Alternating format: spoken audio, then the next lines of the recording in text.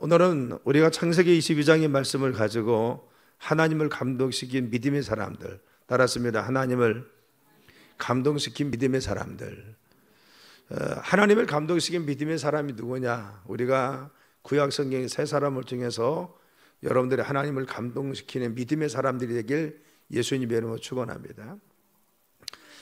개혁경영의 전략 중에 CI 전략이 있습니다. 커스터머 인프레션이라고 하는 전략인데, 바로 이것은 뭐냐? 고객을 감동시키고 서비스로 고객을 평생 고객으로 확보하려는 전략을 말합니다.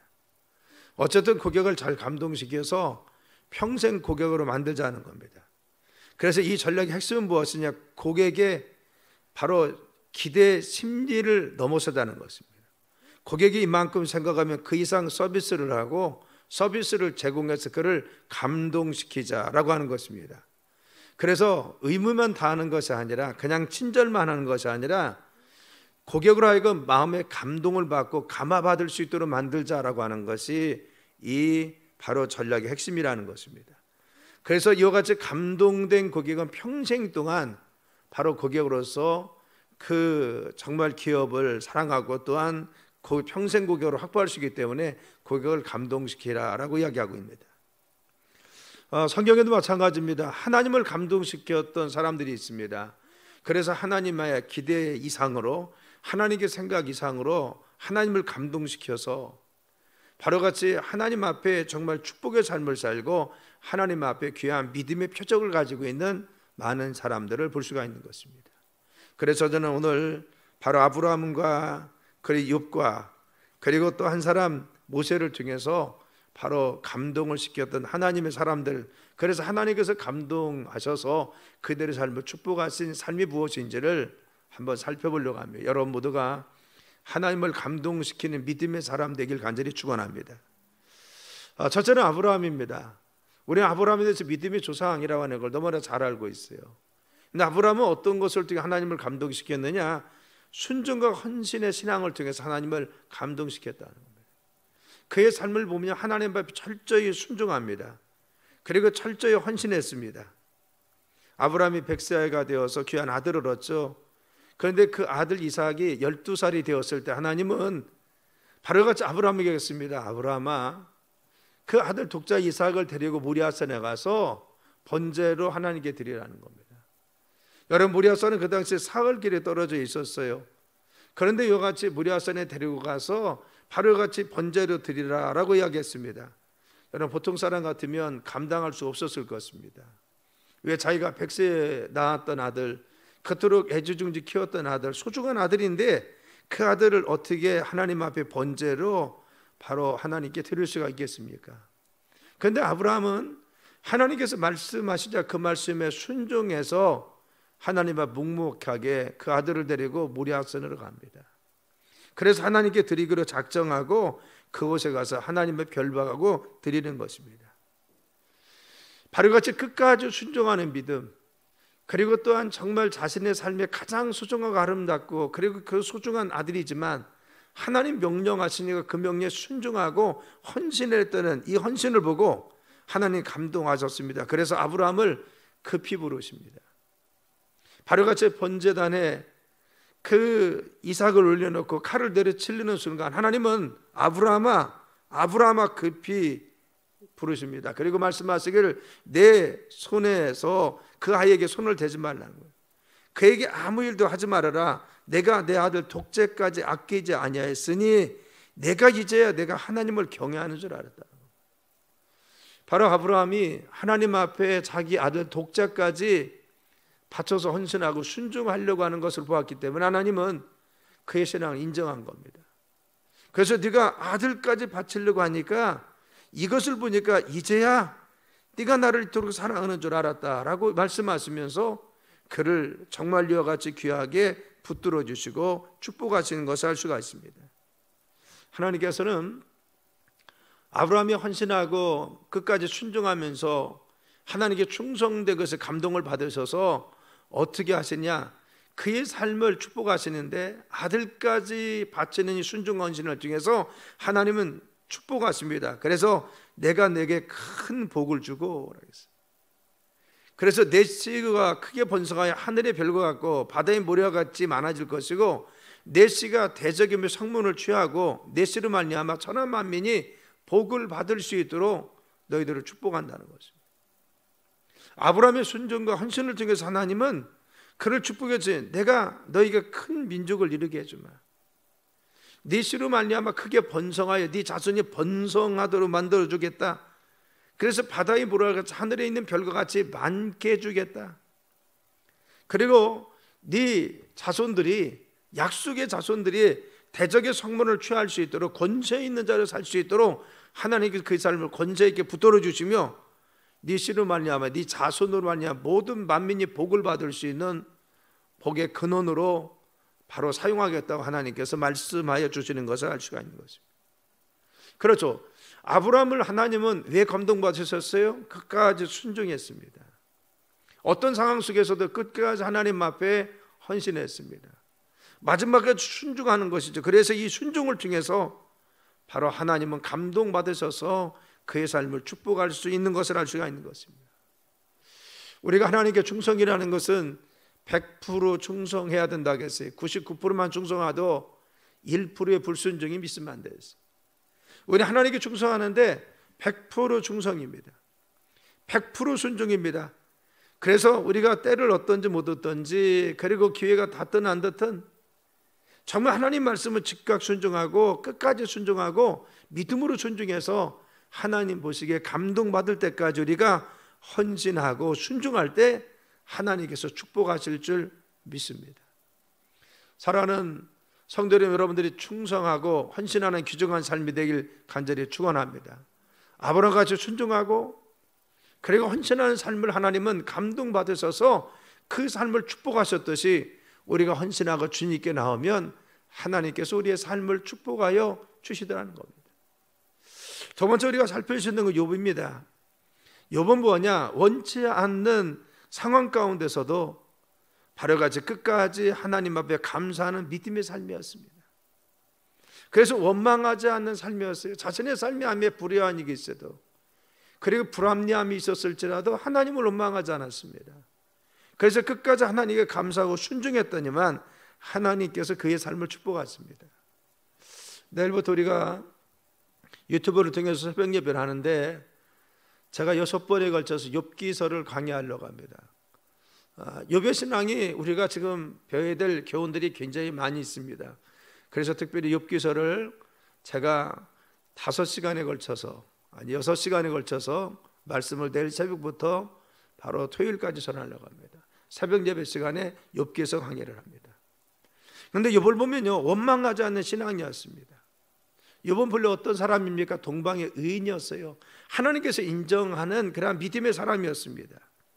신실한 믿음의 사람이었는데 그의 삶에 시험에 찾아왔습니다.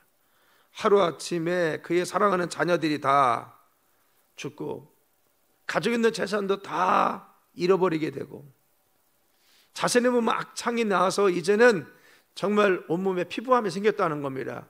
그래서 제에 올라가서 기와장으로 등을 긁어야만이 바로 이같이 자기가 살 수 있을 정도로 괴로운 신세가 되었어요. 자기 아내마저도 바로 욥에게 와서 하나님 저주하고 그리고 자살해 죽으라고 이야기하는 겁니다. 그런데 중요한 것은 이런 상황 속에서도 욥은 하나님을 절대 원망하지 않았다는 거예요. 우리 같으면 환경이 바뀌고 상황이 어렵고 우리가 원치 않는 일들이 계속되면 원망할 수도 있어요. 하나님 왜 그러시지? 내 삶에 내가 부족한 것이 없고 하나님께 충성했다고 하는데 왜 그렇지? 욥은 더더군다 그렇죠. 욥은요 동방의 의인입니다. 겉으로 충성된 하나님의 일꾼이었습니다. 그런데 그의 삶의 어려움과 이 고난, 말할 수 없는 고난이잖아요. 그의 삶에 닥친 것이 얼마나 큰 고난입니까? 우리가 지금 당하는 고난, 이거보다 훨씬 더 큰 것이 욥의 시험과 고난이잖아요.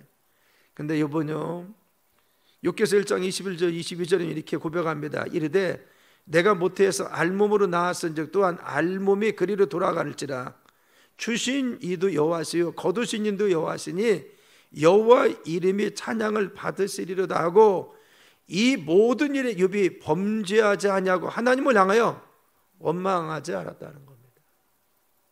자신의 삶에 닥친 이 불안과 어려움 속에서도 그는 전혀 하나님 원망하지 않았어요. 하나님께 불순종 않았습니다. 하나님 앞에 죄짓지 않았습니다. 그래서 하나님께 원망하지 않아서 하나님은 그의 삶을 감동받아서 그의 삶을 축복하신 것을 알 수가 있는 것입니다. 사랑 여러분, 우리의 삶을 한번 돌이켜 봅시다. 우리의 삶이 얼마나 환경과 상황에 지배받지 않고 살고 있는지 우리가 살펴봐야 돼요.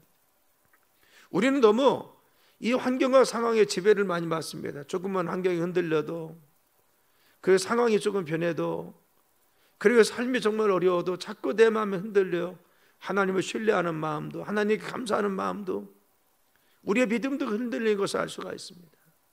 그런데 중요한 것은 욥은 어떻게 했습니까? 내가 적신 알몸으로 나왔다는 겁니다. 그리고 알몸으로 돌아오는 게 당연하고 주신이도 하나님이시니까 거두시는 것도 하나님 당연하다는 것. 나는 오직 하나님을 경외하고 하나님을 순종하고 믿음 가운데 나갈 뿐입니다 라고 고백한 것을 알 수가 있습니다. 우리의 모습을 볼 때 때로는 부끄럽지 않습니까? 우리는 상황에 너무 민망하고 환경에 너무 예민하고, 그리고 상황에 의해서 우리가 좌지우지되고, 바로 욥은 어떤 상황 속에서도 하나님의 섭리를, 하나님의 은총을, 하나님의 계획을 신뢰하고 신실하신 하나님, 함께하신 하나님을 신뢰하며 믿음 가운데 끝까지 흔들리지 않고 나간 것을 알 수가 있어요. 그래서 신실하신 하나님을 바라본 그의 삶을 알 수가 있는 것입니다. 유치만이라고 하는 사람이 중국 선교의 아버지라고 하잖아요. 그런데 유치만이가 선교를 갔는데 사랑하는 아내 30대에 죽었습니다. 사랑하는 세 딸마저 풍토병으로 죽습니다. 어느 날 그는 자기 아내와 세 딸을 다 잃어버리고 나서 그런 일기를 썼어요. 보고 싶고 보고 싶고 보고 싶다. 온종일 하루 종일 보고 싶다. 하나님이 이 거둬가신 사랑하는 귀한 딸들을 생각할 때 보고 싶고 또 보고 싶다는 겁니다. 온종일 보고 싶다는 겁니다. 그런데 그는 바로 같이 어려움 속에서도 자신의 열정을 식히지 않았습니다. 자신의 가는 길을 멈추지 않았습니다. 그래서 그는 정말 중국을 변화시킬 수 있는 위대한 선교사로 하나님 앞에 충성했던 것을 볼 수가 있는 것입니다. 사랑하는 성도 여러분, 우리의 삶에 어떤 고난과 역경이 있을지라도 그곳 속에서 좌절하거나 낙심하거나 주저앉거나 거기에서 멈추지 맙시다. 하나님 쓰신 믿음의 사람들은 하나님 부름에 어떠한 고난이 있을지, 역경이 있을지라도 하나님 뜻과 섭리를 생각하면서 회개하고 무릎 꿇고 자기를 돌아보면서 또 하나님 앞에 순종하고 전진하고 믿음으로 나가서 하나님 앞에 귀하게 쓰임받은 것을 알 수가 있어요. 그래서 우리는 욥과 같이 어떠한 상황 속에서도 원망하지 않고 하나님의 섭리와 뜻을 받아들이고 감사하자는 것입니다. 참 어려운 것이 요즘 상황입니다. 사업도 어렵고 그리고 삶도 어렵고 우리가 정말 숨쉬는 것도 참 어려운 것이 요즘 세상입니다.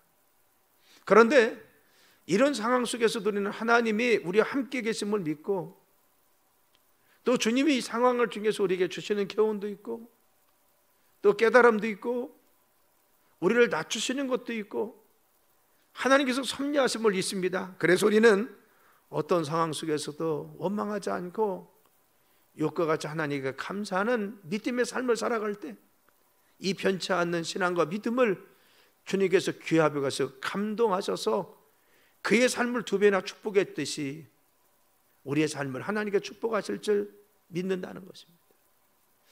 세 번째 믿음의 사람은 누구냐? 모세라고 하는 사람입니다. 이 사람은 어떤 사람은 충성된 신앙이었습니다.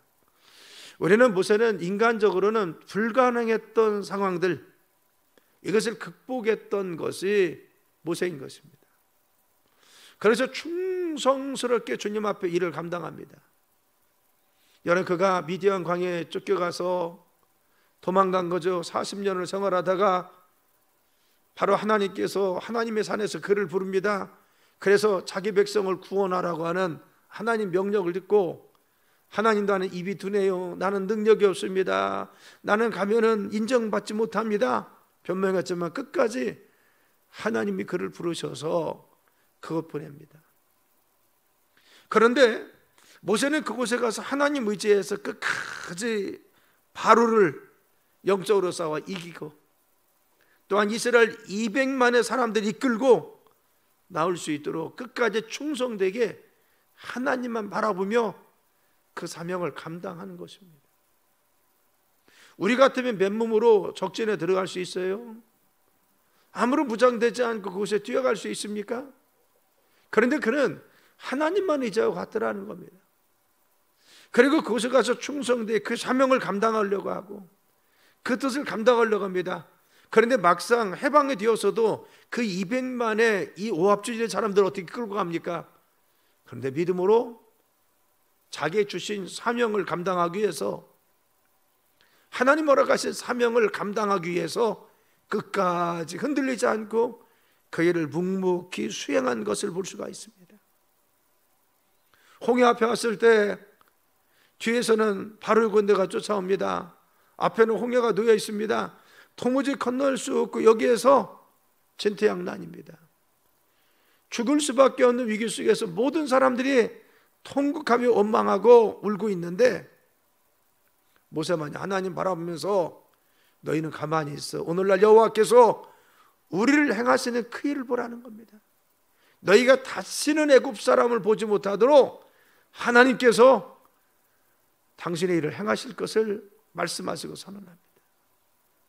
여러분, 끝까지 당신의 사명을 감당하기 위해서, 끝까지 그 충성된 믿음을 가지고 사명을 감당하기 위해서 충성된 신앙인으로 하나님 앞에 묵묵히 나가 그 일을 감당했던 것이 모세의 삶입니다.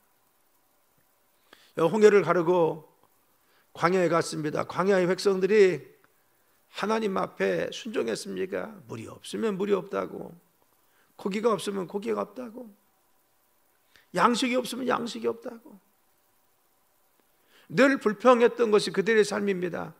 그래서 조금만 불평, 하나님 앞에 불평하는 겁니다. 그런데 중요한 것은 바로 먹을 것도 입을 것도 없는 이 막막함 속에 있었지만, 그러나 모세는 하나님의 그 일을 감당하기 위해서 묵묵히 그 일을 수행하는 겁니다. 우리가 어떤 일을 추진할 때 중요한 것은 아무것도 준비되지 않았을 때가 힘든 거 아니에요? 지금 모세의 산 가운데 이 백성 200만 명을 이끌고 가는데 뭐가 준비되어 있어? 아무것도 없었잖아요. 그의 삶 가운데 뭐가 준비되어 있어? 신발이 있었습니까? 의복이 있었습니까? 양식이 있었습니까? 그리고 물이 있었습니까? 아무것도 준비되어 있지 않았지만, 그러나 그는 나에게 주신 사명, 하나님이 감당하라고 주셨던 이 하나님의 위대한 뜻, 이것을 수행하기 위해서 충성되이 그 백성을 이끌고 이제는 홍해를 건너 광야로 뛰어듭니다. 우리는 광야의 삶이 짧은 시간이 아니라 38년의 시간이었다는 것을 잘 알고 있어요. 아니 40년의 세월이 저기 40년의 세월이 광야에서 펼쳐지는데요, 40년 동안 그 백성 농사도 짓지 않고 추수도 하지 않는데 어떻게 먹이고 입히고 삶을 이끌어갑니까? 어제 하나님 앞에 내가 그 일을 감당하려고 하는 이 충성된 사명을 감당하는 믿음을 하나님 보시고 그를 축복하시고 함께 하셨습니다. 하늘에서는 만나를 내려주시고 고기가 먹고 싶다니 메추리하게 때를 보내주시고, 그리고 또 물이 없을 때 반석을 쳐서 물이 콜콜 솟아나게 만들어주시고, 그리고 또한 적과의 전쟁 가운데는 승리할 수 있도록 주님이 이끌어주시고, 낮에는 구름기둥으로 밤에는 불기둥으로 그들을 보호하시고 지키셔서 하나님 그들을 인도해 주었어요. 어떤 어려움 속에서도 하나님만 바라보며 간 것이 모세인 것입니다. 여러분, 그 백성들은 아무 생각 없이 따라올 수 있었지만, 그러나 이끌고 가는 모세는 얼마나 답답하고 힘들었을까요? 물이 없어서 백성들이 원망하면 얼마나 힘들고 어려웠을까요? 가보니까 말하는 쓴물이 있습니다. 쓴물이 있을 때 얼마나 답답했겠습니까? 그런데 모세는 그래도 주님만 의지했어요. 힘들면 하나님께 기도하고, 어려운 일이 있으면 주님 의지하며 주님 바라보고, 힘들고 외로우면 정말 주님께 나와서 주님을 닦아고, 그 사명 감당해서 끝까지 피하지 않고 나갔더니만 하나님은 그의 삶의 충성됨을 보시고 그를 축복하시고 역사하신 것을 알 수가 있는 것입니다. 사랑 여러분, 우리도 주님께 받은 사명 감당하는 모세와 같은 믿음의 사람 되길 간절히 축원합니다. 우리가 주님 사명 감당하는 것이요, 늘 우리가 꽃길만 가는 것이 아닙니다. 사명은요, 때로는 억울하기도 하고 힘들기도 하고 때로는 밤잠을 못 자고 고민해야 되고 하나님께 부르짖어 기도해야 되고 밤을 새야 될 때도 많이 있습니다. 그렇죠. 모세의 삶이 그랬습니다. 그런데 중요한 것은 하나님 신뢰하고 믿음으로 그 삶을 감당하려고 끝까지 흔들리지 않았더니만 하나님은 그의 삶을 축복하여 주셨어요. 그의 충성된, 하나님께 헌신된. 모세가 한 번은 이방인 구스 여인과 결혼하잖아요. 그런데 여러분, 가족은 뭐라고도 할 수 있을 거 아니에요. 왜 이방인과 결혼하냐고. 그래서 형인 아론하고 누인 미리암이요 비난했던 겁니다. 그러니까 하나님께서 뭐라고 하셨어요? 하나님이요, 민수기 12장 5절에서 8절까지 보니까 여호와께서 구름 기둥 가운데부터 강림하사 장막 문에 서시고 아론과 미리암을 부르시는지라. 그 두 사람이 나아가며 이르시되 내 말을 들으라. 너희 중에 선지자가 있으면 나 여호와가 환상으로 나를 그에게 알리기도 하고 꿈에도 그와 말하기도 하거니와. 너희는 선지자가 아니라는 겁니다. 내 종 모세와는 그렇지 아니했다는 겁니다. 그는 내 온 집에 충성함이라. 그와는 내가 대면하여 명백히 말하고 은밀한 말로 하지 아니하며 그는 또 여호와의 형상을 보거늘 너희가 어찌하여 내 종 모세 비방하기를 두려워하지 아니하느냐. 하나님은요, 이 정말 하나님께 충성된 사명을 감당한 이 모세의 편을 철저히 들고 있어요. 그래서 충성된 모세를 하나님께서는 감동해서요, 극진히 그를 사랑하고 그의 삶을 축복하십니다. 그를 지켜주고 세워주십니다. 그래서 친형제 자매가 모세를 비난하는 것조차도 하나님은 용납하지 않았다는 겁니다. 왜? 모세가 그대로 충성된 사람이고 하나님께서 그 충성됨을 보시고 감동하셨어요. 그래서 이 하나님의 사람, 하나님께 인정받은 사람을 어느 누구도, 심지어는 형제도, 정말 그 가족도 나무라지 못하도록 하나님은 철저히 막으시고 결국은 비난했던 미리암을 문둥병에 걸리게 했습니다. 물론 나중에 고쳐주시지만 하나님께서 충성된 일꾼을 나무라지 말라고 하시는 하나님 말씀인 거죠. 사랑 여러분, 우리도 이와 같이 모세와 같이 아브라함과 같이 그리고 욥과 같이 하나님을 감동시킬 수 있는 믿음의 사람 되길 예수님의 이름으로 축원합니다. 요즘 힘들고 어려울수록 우리가 더 믿음 가운데 서야 되고, 힘들고 어려울수록 하나님 정말 앞에 믿음 가운데 신실하게 서면요, 하나님 우리의 모습을 보고 감동하십니다.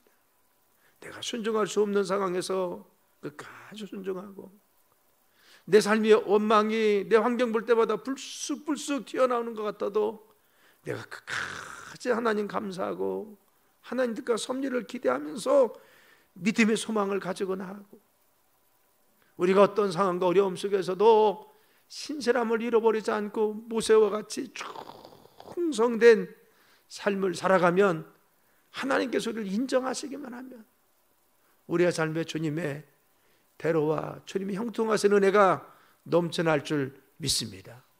오늘 갈맞교회 모든 성도님들의 삶 가운데 이와 같이 하나님을 감동시킬 수 있는 믿음의 삶이 되길 예수님의 이름으로 축원합니다.